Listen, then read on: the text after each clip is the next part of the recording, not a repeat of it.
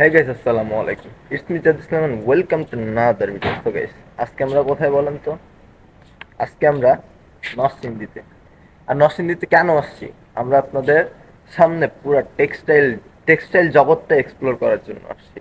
আমরা একটা কোম্পানির কাছ থেকে পারমিশন নিয়ে তাদের ফ্যাক্টরিতে ভিডিও করতেছি কিভাবে একটা সুতা থেকে আপনাদের ঘরে বিছানোর যে চাদরটি সেটা কিভাবে তৈরি হয়।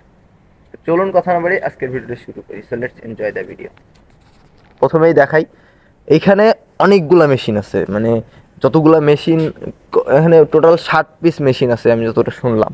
হ্যাঁ, তো 60টা মেশিনে প্রথমে এখানে আমি আপনাদের একটা জিনিস দেখাই। প্রথমে মেশিনে যেভাবে করা হয়, প্রথমে একটা সুতার সাথে আরেকটা সুতা যোগ করা হয়। এটা একটা মেশিনের সাহায্যে করে। ওই ওই পাশ থেকে করে, ওই পাশ থেকে পাস করে এই পাশে নিয়ে আসে। হ্যাঁ, তারপর আসি এই কাপড়টা যে বনে, এইটা হচ্ছে আর কি এইভাবে আপ ডাউন করে। দেন এই যে সুতাটা দেখতে পাচ্ছেন আপনারা এখান দিয়ে যাচ্ছে, এইটার মাধ্যমে, আর হচ্ছে আপনার এই পাশে এইটার মাধ্যমে, এই দুইটার মাধ্যমে হচ্ছে অ্যাডজাস্ট করে এ পাশ থেকে ও পাশ নিয়ে যায়। এইটারে নাকি বাইনের সুতা বলে। হ্যাঁ, তো এই বাইনের সুতাটা এপাশ ওপাশ যায়, আর এর কাজ হচ্ছে এর চাপ দিয়া দিয়া সেট করে দেয়। হ্যাঁ, দেন এইটার কাজ বলি। এইখানে আপনারা দেখবেন অনেকগুলাই আছে। তো এইগুলা হচ্ছে একটু এখানে ফাঁকা করে আমি দেখাই। এখানে এই আপ ডাউন করায়, এইখানে এক একটা ছিদ্র আছে, এক একটার মধ্যে দিয়ে এক একটা সুতা। তো এইটা হচ্ছে যেটা উঠে, এখান থেকে যেটা উপরে উঠে, এই যে সুতাগুলো আছে, এই সুতাগুলোর মাধ্যমে হচ্ছে এটা আপ ডাউন করে। ওই পাশে বাঁধানো আছে, এই পাশে বাঁধানো আছে, আপ ডাউন করে।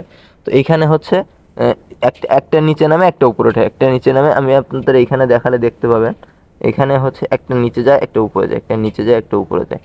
ওই যে নিচের লাইন এই, উপরের লাইন এই। হ্যাঁ, এইভাবে আর কি সুতায়ের ভিতর দিয়ে বুনাই নাই, যেভাবে আপনারা ওই যে খাতা সেলাই করে না, নকশি খাতা, ওইভাবেই, ওইভাবে যেভাবে হাতের কাজ হয়, চায়নারা এই মেশিনটাকে ঠিক সেভাবেই প্রসেস করছে।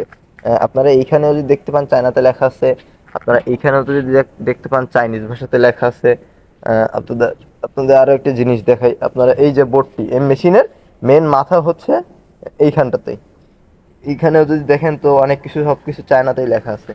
তো এইটা বেসিক্যালি হচ্ছে অন করার বাটন। এটা যদি ইমার্জেন্সি করা লাগে, যে দুই একবার আপ ডাউন করা লাগবে এইটা, তাইলে তখন এই বাটনটা ক্লিক করে। আর এইটা হচ্ছে একবার অফ করার বাটন। হ্যাঁ, সিগন্যাল ইফেক্ট দিলে, তো এই সিগন্যাল ডিস্টার্ব দিলে তখন। আর এইটা হচ্ছে ইমার্জেন্সি বাটন। ইমার্জেন্সি কিছু হইলে এটা চাপ দিলে এখানে লাল বাতিটা জ্বলা যায়, তো মেশিন একবারে বন্ধ হয়ে গেলে এখানে লাল বাতিটা জ্বলা যায়। আর সবুজ বাতি জ্বলা মানে ঠিক আছে, হলুদ বাতি জ্বলা মানে ইলেকট্রনিক কোনো প্রবলেম আছে। আচ্ছা, এই পুরা মেশিনটার এই যেটা আছে, এটা একবারে উঠাই দিলে পুরা মেশিনটাতে ইলেকট্রিক সাপ্লাই হবে। আর এই মেশিনটা চলে বেসিক্যালি পুরো একটা মোটরের সাহায্যে। এই একটা মোটরের সাহায্যে পুরো মেশিনটা চলে। আপনাদের মোটরটা একটু দেখাই। হ্যাঁ, তো বেসিক্যালি এই মোটরটার সাহায্যে পুরো মেশিনটাই চলে। তো বুঝতে পারছেন এত বড় একটা মেশিন, মোটরটা কতটা পাওয়ারফুল। আর এইখান থেকে হচ্ছে সুতা যায়, এই সুতাগুলা, এইখানে যে সুতাগুলা থাকে, এই সুতাগুলা এই নিচে থেকে এইখানে সুতা রাখা হয়, এখান থেকে এইটার মাধ্যমে সুতা এই দিক দেওয়া যায়। এইটাতেও আর একটা বিষয়, এটাতে এখান থেকে যে এক পিস কইরা কইরা দুই লাইন কইরা সুতা সাজানো, এর বেশি এটাতে সাজানো হয় না। আমি আপনাদের ঘুর দিয়ে দেখাই। এখান থেকে গেলে এটা আবার ওইখান থেকে ঘুরা যাবে, এই যে দেখছেন। তো বিষয়টা হচ্ছে এমনই, জানি ওইখানেও প্রসেসিং ইয়েতে কোনো সমস্যা না হয়। এইখানে যে লাইটটা দেখতে পাচ্ছেন, এটা হচ্ছে সেন্সর লাইট। এইখানে যদি এই সুতাটা এটার গায়ে না লেগে থাকে, মেশিন এমনি এমনি অফ হয়ে যায়। এতগুলা সুতার মধ্যে যদি একটা সুতা কাটা যায়, পুরো মেশিনটা অফ হয়ে যায়। ঠিক আছে। আচ্ছা, এইখানে আর একটু আসি। এবার এই সুতাটা, এই কাপড়টা এখান থেকে প্রসেস হয়ে পুরো এইখানে নিচে চলে আসে, এইখানে পেঁচানো হয়, এখান থেকে দেন কাটিং করে সামনে নিয়ে যাওয়া হয়। আর পিছনে ওইখানে অনেক বড় একটা বিম, মানে এই সুতা সব পেঁচানো থাকে। আচ্ছা, আমি আপনার দেখাই এখন এর ভিতরে কি আছে। আচ্ছা, এর ভিতরে হচ্ছে ইলেকট্রনিক সরঞ্জাম। হ্যাঁ, এখানে একটা বোর্ড আছে, এই একটা বোর্ড আছে, হ্যাঁ, একটা বোর্ড আছে, একটা বোর্ড আছে, ওই যে একটা বোর্ড আছে। তো এর ভিতরে সবকিছু, মানে এই পুরো মেশিনটার যে ইলেকট্রিক সাপ্লাইটা পুরোটাই কন্ট্রোল করে কোথায়, আপনার আমার প্রত্যেকের তো একটা করে ব্রেন থাকে, যেটা থেকে আমরা হচ্ছে বেসিক্যালি করতে পারি, মানে চিন্তা ভাবনা করি। পুরো আমাদের শরীর যেভাবে চলে পুরোটা কিন্তু আমাদের মাথা থেকেই চলে। তো মেশিনেরও তো একটা মাথা দরকার, তাই না? মেশিন তো শুধু ইলেকট্রিকে চলবে না, মেশিনের এই প্রসেসগুলো চালাইতে গিয়েও তো মেশিনের একটা সিস্টেম দরকার। সেই সিস্টেমটা হচ্ছে এইখানে। আচ্ছা, এইটা আমি খোলা আছে কোন মেশিনটাতে, এটা খোলা। তো দেখেন এই হচ্ছে এই যে আপনাদের এই যে সুতাগুলো যাওয়া আসা করে, এই যে এইটা আপ ডাউন করার জন্য, এইটা হচ্ছে পুরা ক্যালকুলেশন করে এইখান থেকে যে কোন সুতা কখন নামবে, কোন সুতা, প্রত্যেকটা সুতার একটা একটা করে এখানে ইয়ে আছে।